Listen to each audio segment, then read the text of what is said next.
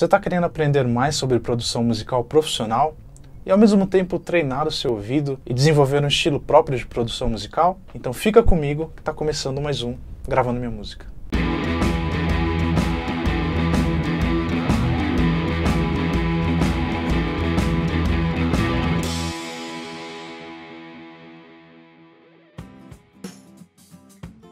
E aí pessoal, sejam bem-vindos mais uma vez. Se você ainda não é inscrito no nosso canal, clica aqui no botãozinho aqui embaixo, se inscreve, também clica no sininho para você começar a receber aí as notificações de quando tem um conteúdo novo no ar aqui no nosso canal. Se você está começando a montar o seu home studio agora, eu deixei um e-book totalmente grátis para você baixar e dar uma olhada aí em alguns equipamentos iniciais que podem te ajudar nessa empreitada. Então vamos lá. Vamos falar sobre produção musical profissional. Eu sei que tem muita gente que assiste o nosso canal e assiste diversos outros canais aqui no YouTube para aprender um pouco mais sobre produção musical, desde conteúdos mais iniciais quanto conteúdos mais avançados. Mas acho que tem uma forma que você pode aprender até indo aí para o seu trabalho, ouvindo música dentro do seu carro. O que eu estou querendo dizer aqui é que você pode aprender com as produções profissionais que você ouve todo dia. Talvez aí te falte uma atenção mais técnica para você entender algumas coisas na música. Mas eu vou te dar 8 dicas para você analisar mais tecnicamente essas produções profissionais e também desenvolver aí o seu próprio estilo de produção musical. Então vamos lá? Primeira dica é prestar atenção na quantidade de instrumentos que tem aquela música. Nas músicas que você gosta, que você admira a produção, tenta entender quantos instrumentos foram utilizados naquela produção. Porque aí você começa a entender que naquele tipo de música, naquele tipo de banda, como que foi resolvido isso, né? Quantos instrumentos foram alocados ali naquela música. Porque a partir daí você começa a ter base para entender sobre outras coisas que a produção tem e que resolveram naquele tipo de música com aquela quantidade de instrumentos. A segunda dica é para você entender onde é que estão alocados esses instrumentos na imagem estéreo da música. Ou seja, se você está ouvindo com fone de ouvido, por exemplo, é você tentar entender quais instrumentos estão mais para a esquerda, quais instrumentos estão mais para a direita, mais no centro ou mais aqui na diagonal. E aí você começa a entender com aquela quantidade de instrumentos naquela banda, naquela música, como é que o produtor ele distribuiu isso tudo nessa imagem estéreo. Então quando você for bolar a sua produção musical para sua banda ou para sua música, você vai ter uma referência de como distribuir todos os instrumentos na sua produção. A terceira dica, e é um pouco mais técnica, é entender como é que está a distribuição no espectro de frequência. O que eu quero dizer com isso? Quais instrumentos estão mais graves, quais instrumentos estão mais ali médios e quais instrumentos estão agudos. A música, ela tem todo esse espectro de frequência.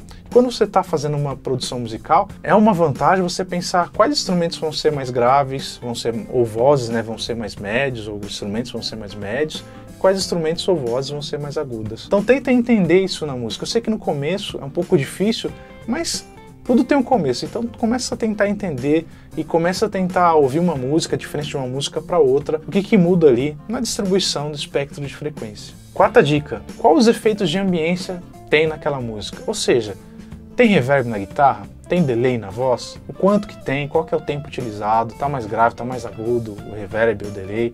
Então tenta entender como é que foi resolvido naquele tipo de música, com aqueles instrumentos, essa questão de ambiência. Porque aí também te faz cortar caminho quando você precisar usar algum tipo de ambiência na sua música. E lembrando, é sempre uma referência. Não que você tenha que utilizar aquele delay, aquele reverb, mas é uma referência que você pode ter ali como base para sua produção musical. Quinta dica, volume entre os instrumentos. Isso é bem importante. Às vezes a gente não presta muita atenção, mas faz muita diferença na mixagem o volume entre os instrumentos. O que está mais na frente, o que está mais atrás. A voz está muito na frente dos instrumentos, ela está mais para dentro ali junto com os instrumentos. Onde é que está a guitarra, está mais na frente, está mais atrás. O bumbo, a caixa. Tenta entender como é que está os volumes dentro da produção musical. E até mesmo tentar entender como foram resolvidos os volumes em uma música e depois tentar entender como foi resolvido os volumes em outra música. Você vai perceber que faz muita diferença na produção musical. Sexta dica, a automação desses volumes. É legal você entender quando que uma voz ela ficou um pouco mais alta, quando que uma guitarra ela subiu, naquele determinado momento da música, quando a bateria subiu, quando toda a música subiu.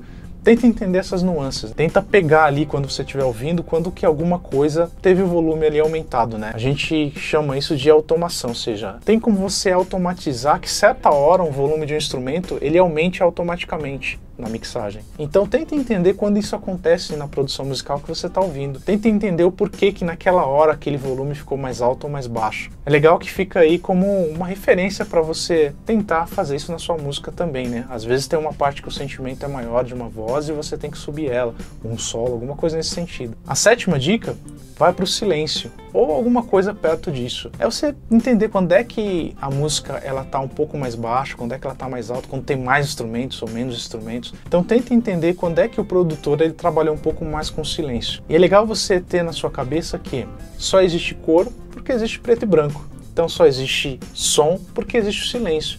Então você trabalhar com essa dinâmica para chamar a atenção numa determinada hora da música é uma ferramenta que a gente pode utilizar aí na nossa produção musical. E a oitava dica vai para você fazer o dia de ou a semana do, alguma coisa nesse sentido. O que eu quero dizer com isso? É para você fazer o dia da guitarra, por exemplo. Então você vai lá, pega algumas músicas, separa algumas músicas e tenta entender qual foi o nível de volume que foi utilizado, equalização, reverb, alguma coisa nesse sentido. Como você está ouvindo especificamente um tipo de instrumento, pode ser mais fácil para você diferenciar isso em outras músicas. Então faz aí o dia da guitarra, o dia do baixo, o dia do bumbo ou da bateria e tenta entender aí mais especificamente como isso foi tratado de música para música. E o que é mais legal, bota num papel, pode ser interessante para você guardar aí como referência para suas produções. Então é isso aí.